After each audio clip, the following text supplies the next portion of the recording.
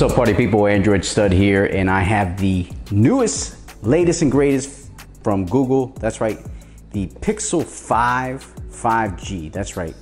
And this is in that sort of sage color from Google. It also comes in a black. This bad boy runs at $699 out the gate. I know a lot of people talk about the price. Is it priced right? Is it too high? Is it too low? I know that the Pixel 4a was priced amazing at $349 for what you get in a phone. One of the best cameras in the smartphone game. The Pixel 4a's camera at $349 is smacking phones that are $1,000 or even more. Now this phone, the Pixel 5 at $699, has a 6-inch OLED panel, 2340 by 1080. Now this has a 90 hertz refresh rate. So you're gonna be running and gunning with the big boys. It's not 120, but you're in the middle at 90, which for me is a good place to be. I'm not a big refresh rate guy, so if you give me a phone that has 60, I'm okay with it.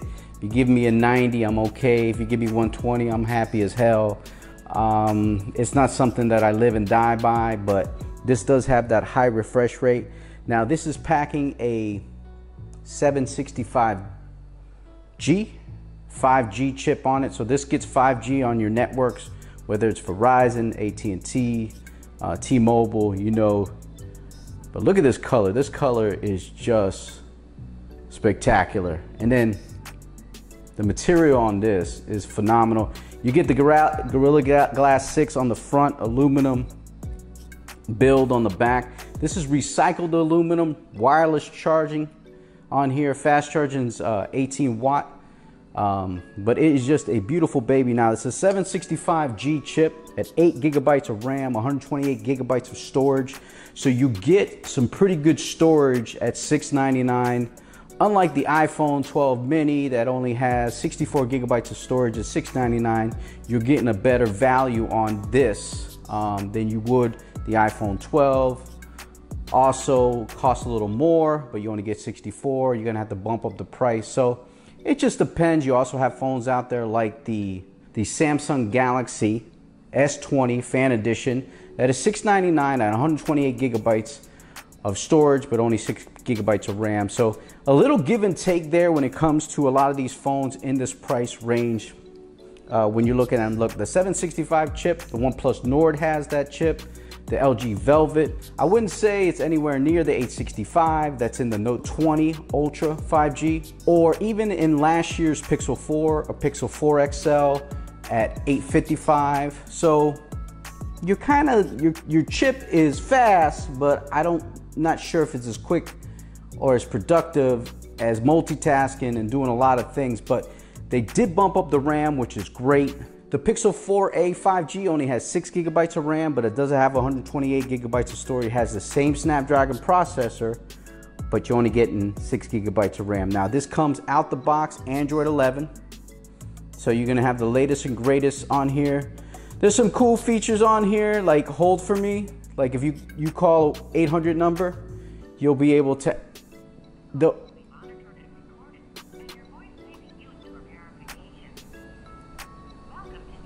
so you see, you get a little bit of a prompt there. And what you can do is you can hit start and hold for me. And it's very easy if you go into settings here on the phone dialer and you go to the prompt here that says hold for me. And you wanna make sure that's turned on. And it'll listen to the business call. So when you get a call and you wanna return back to the call, you'll be able to. It also has call screening on here on the software, which is really phenomenal. Now Pixel has been applauded and has had rave reviews on their camera. So this time they bumped up the game. They gave you an ultra wide on the back, dual camera on the back. So you get the regular standard wide, 12.2 megapixel wide, and then you get a 16 megapixel ultra wide. So the way it works is that you have these buttons down here where you could have the regular wide angle, and then if you want to go ultra wide, it's going to back up some, and you're going to be able to take your picture and take that wide angle goodness. You could also zoom in here, double time. So if you want to take a picture of the plant there, Boom, if you wanna back up, you could do your thing. It's kind of neat that Pixel finally has the wide angle. I just don't know how good or how wide it actually is, because it doesn't seem like it's ultimately dramatic, but it does give you an option to take a wide angle picture of certain landscapes or whatever you're doing. And I took some shots of some wide angle stuff that looks kind of cool. So I go through these pictures here. As you can see, there's some wide angle shots of, you know, outside and looking at a tower here and stuff like that. But really good looking shots here. As you can see, that's the wide angle there. So you get some more landscapes and stuff like that that you weren't getting before on the Pixel 4 or 4 XL. Now that you'll be able to get on this phone here, the Pixel 5. So I think the camera has improved dramatically, and it was already a great camera. So you get that wide angle on the back. And also on here, sorry about that, little video started going. And also on here, you get on the camera here, on the video modes. So if you check video, as far as stabilization is concerned, on the rear cameras, you're gonna get 4K 60 finally with the Pixel phones, which is a phenomenal feature. As you see there, 4K 60 on deck, go 4K 30. You could also go 1080p 60, but it's kind of great that that you get that excellent 4K 60 finally on the Pixel phones. The other thing you get an option here for different video stabilizations on your camera. So you get standard, which is, you know, for light movement. You get locked for far away still shots. You also get active for heavy movements. So if you're moving, you know, jogging with your phone, running up and down stairs. Don't know why you would do that, but hey, to each its own.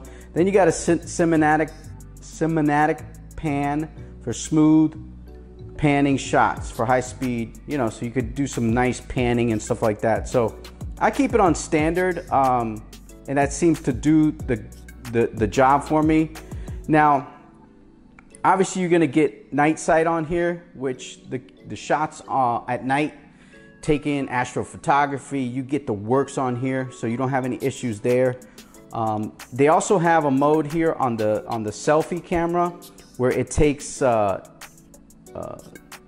portrait shots at night, and you can adjust the lighting, and it does all kinds of cool stuff. So the camera game on this phone is just top notch. Now, there's the Samsung phones and the Apple phones, and I know that a lot of people prefer those cameras. I don't know why, but they like what they like.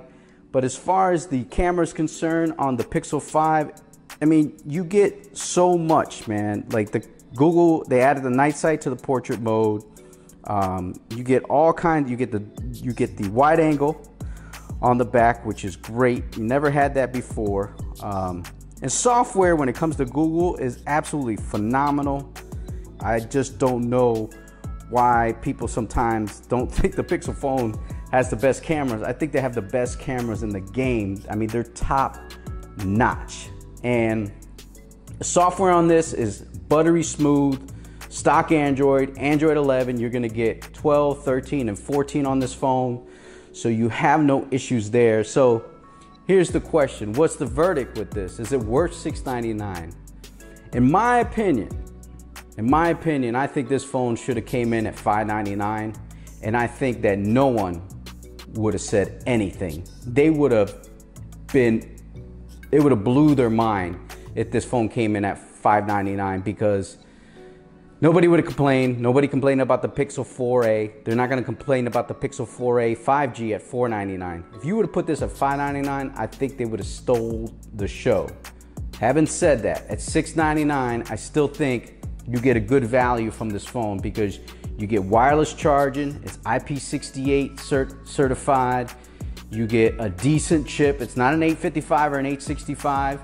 You get one of the best cameras in a smartphone, bar none. And now you get an ultra wide capability. You get 4K 60 that you didn't have before. The build on this is beautiful. Yeah, it's not premium like a Note 20 Ultra or, you know, some other phones that are very premium, have a glass back. But remember, when you drop this phone, you're not going to worry about a glass back because the recycled aluminum is probably this is going to be able to take a hit. And this color is spectacular. So now the other question is, it's a 6-inch display. Is it too small? Look, it's all screen. So it is a small form factor. It's a small footprint. It little bit on the tiny side, little bit on the small side, little bit on the compact side, but I like it. Also, the display brightness on this, you have to crank it all the way up to get that real punchy effect. So I usually keep it around 77, 76, and I'm okay with that. But if you go outside, it's a little dim for the outdoors, not as good as a OnePlus panel like the AMOLED panels they have, or even a Samsung panel, which is phenomenal. They have the best displays in the game. So those things right there, the size, the price, and the dimness on here could be a little left to desire. I think $599 would have been a good place for them. And I think if they could have improved the brightness a little bit on this phone, I know the Pixel 4a got some updates, improved their brightness. So maybe they'll update this and make it a little bit more bright, more nits. But overall, the phone, I think for $699 is a win. And I don't have a problem saying that because the camera is that good. I think the camera alone is worth $699 because you get a lot of phones that maybe will cost $499. You know, a Xiaomi phone, or even a lower end Samsung phone, and their cameras are not going to be anywhere near this phone. This phone takes quick pictures.